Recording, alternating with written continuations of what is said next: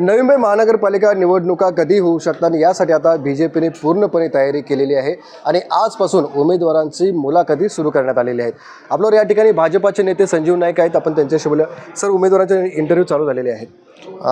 माननीय मुख्यमंत्री देवेंद्र फडणवीस साहेब आणि माननीय रवींद्र चव्हाण साहेब आणि आमचे शिवप्रकाशजी यांनी दिलेल्या आदेशानुसार प्रदेशची जी एकंदरीत या निवडणुकी प्रक्रियेतला पहिला जो टप्पा असतो तो म्हणजे इच्छुक उमेदवार. माझे सहकारी शहर जिल्ह्याचे अध्यक्ष डॉक्टर राजेशजी पाटील, आमदार मंदाताई, मी आणि आमचे उमेदवार इच्छुक यांची आज इंटरव्ह्यूज म्हणजे त्यांना आपण मुलाखती म्हणतो त्या नवी मुंबईमध्ये घेतल्या जात आहेत. व्यवस्थितरित्या प्रत्येक उमेदवाराची माहिती घेऊन पक्षप्रदेशाला त्या ठिकाणी ती माहिती देण्यात येईल. खेळीमेळीच्या वातावरणामध्ये या निवडणुकांच्या अनुषंगानं ही पहिली सुरुवात झालेली आहे. 850पेक्षा जास्त फॉर्म या ठिकाणी निवडणुकीसाठी इच्छुक उमेदवारांचे आलेले आहेत. काही प्रभागांमध्ये तर म्हणजे जिथे एक सीट आहे तर काही ठिकाणी 8, 9 म्हणजे इतकं भारतीय जनता पक्षामध्ये जी लोकशाही म्हणतो आपण ती खऱ्या अर्थानं लोकशाही तुम्हाला भारतीय जनता पक्षामध्ये बघायला मिळते. आणि म्हणून आम्ही सर्व इच्छुकांचं आम्ही स्वागत केलेलं आहे आणि तो अहवाल या ठिकाणी प्रदेशला देण्यात येईल. सर, तुम्ही बरोबर बोलता की प्रचंड प्रतिसाद मिळतो. 111 वॉर्डासाठी 850-900 अर्ज आलेले आहेत, उमेदवार आलेले आहेत. सगळ्यांना न्याय कसा देतील पक्ष? कसं असतं बघा, इच्छुक उमेदवार लोकशाहीमध्ये कोणी होऊ शकतो. शेवटी तिकीट एकालाच एका विभागात मिळत असतं आणि त्या पद्धतीचं इच्छुक उमेदवारांच्या सर्वांनी सांगितलेलं आहे की ज्याला पक्ष उमेदवारी देईल त्याचं आम्ही काम करू, अशा पद्धतीची सर्वांनी आम्हाला या ठिकाणी हमी दिलेली आहे. आणि तोच या ठिकाणी गोष्ट लक्षात घेऊन आमचा प्रयत्न राहील की योग्य पद्धतीनं निवड केली जाईल आणि जे उद्या ज्याला नाही तिकीट मिळणार, शेवटी एकाला तिकीट मिळालं दुसरं, तर त्यांनासुद्धा बरोबर घेऊन पक्ष आपलं या ठिकाणी कार्य करेल. सर, कार्यकर्त्यांच्या आम्ही भावना जाणून घेतल्या. सर्वांचं असं मत आहे की स्वबळावर भाजपने ही निवडणूक लढली पाहिजे, कारण गेली 11 वर्ष कार्यकर्त्यांना संधी नाही मिळाली. निश्चितपणे या ठिकाणी कार्यकर्ता, सर्वसामान्य कार्यकर्ता असेल त्या सर्वांना असं वाटते की आपल्याला संधी देताना जर उद्या युती झाली तर माझ्यावर अन्याय होईल आणि त्या ठिकाणी मला न्याय मिळणार नाही, असं त्याची भावना आहे. परंतु शेवटी युतीचा निर्णय हा अंतिमतः पक्षश्रेष्ठी वरिष्ठ पातळीवरती सर्व शहराच्या लोकांची सहमती, त्यांची मतं जाणून या ठिकाणी वरिष्ठ पातळीवर घेण्यात येईल असा मला विश्वास आहे. आणि लोकांची जी काही भावना आहे, जनता कार्यकर्त्यांची जी भावना आहे ती वरिष्ठांच्याकडे पोहोचवण्याचं काम आम्ही निश्चितपणे करू. गणेश नाईक सरांनी सुद्धा सांगितले पक्षाला की इथं स्वबळावची निवडणूक व्हावी, अशा काहीतरी भावना व्यक्त केल्यात, कारण कार्यकर्त्यांना न्याय देणं गरजेचं आहे.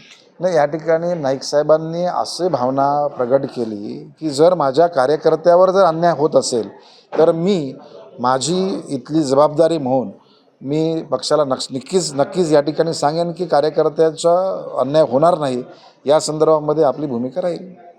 नक्कीच आपण पाहतो की कार्यकर्त्यांचा या ठिकाणी मोठा प्रतिसाद मिळतो, त्यामुळे कार्यकर्त्यांच्या भावना या त्या वरिष्ठ पातळीवरती आपण सांगू अशा प्रकारचं मत संजीव नाईकांनी व्यक्त केलं आहे.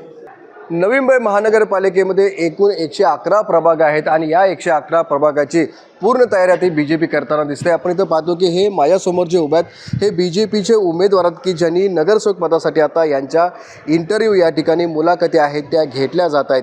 त्यामुळे नवी मुंबईमध्ये आपण पाहतो की या BJPनं आता आपली तयारी सुरू केल्याचं आपल्याला दिसून येत आहे. सर, काय म्हणाल? इंटरव्ह्यू सुरू झालेले आहेत उमेदवारांचे. 10 वर्षांनी निवडणूक लढण्याची संधी कार्यकर्त्यांना मिळत आहे.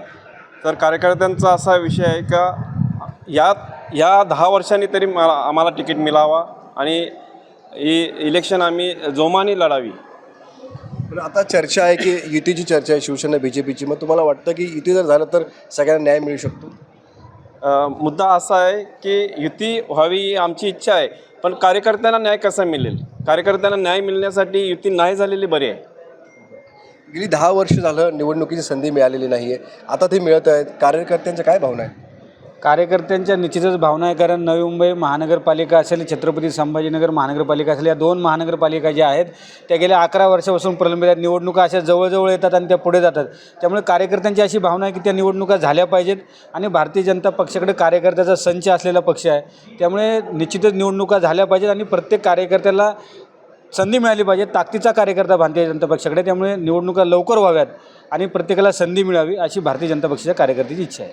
नवी मुंबईतल्या कार्यकर्त्यांची इच्छा आहे की बीजेपीने स्वतंत्रपणे ही निवडणूक लढावी जेणेकरून सगळ्यांना संधी मिळेल. नाही, कसं आहे की भारतीय जनता पक्षाचे कार्यकर्ते उघडपणे बोलून दाखवत आहेत, इतर पक्षाचे कार्यकर्ते बोलून दाखवत नाहीत. दोन्ही पक्षांच्या कार्यकर्त्यांच्या मनातली इच्छा हीच आहे की वेगवेगळे लढलं तर आम्हाला संधी मिळेल. त्यामुळे कार्यकर्ते काही बोलायला घाबरतात, काही बोलत नाहीत.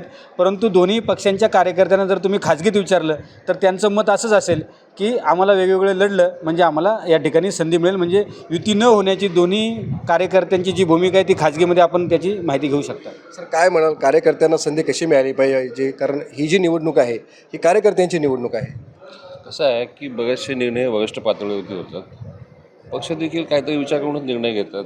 अनेक गोष्टी असतात ज्या पक्षालाही पाहाव्या लागतात. तर कार्यकर्त्यांची भावना देखील पक्षाने पाहायला हवी आणि त्या अनुषंगाने निर्णय घ्यायला हवा.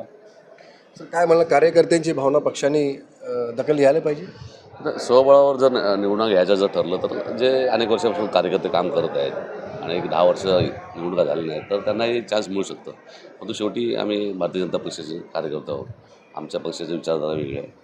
आमचे जे ज्येष्ठ असतील हायकमांड जे निर्णय घेतील ते आम्हाला मान्य करायला लागेल. पण युती झाली तर इथं बीजेपीचा मोठा संच आहे, कारण स्वबळावर तुम्ही इथली महानगरपालिका जिंकलेली आहे.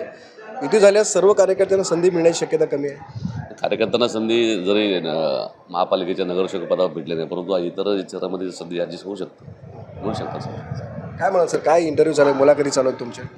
आत्ता आज या ठिकाणी भारतीय जनता पार्टीच्या इंटरव्ह्यू चालू आहेत येणाऱ्या महानगरपालिकेच्या निवडणुकींसाठी.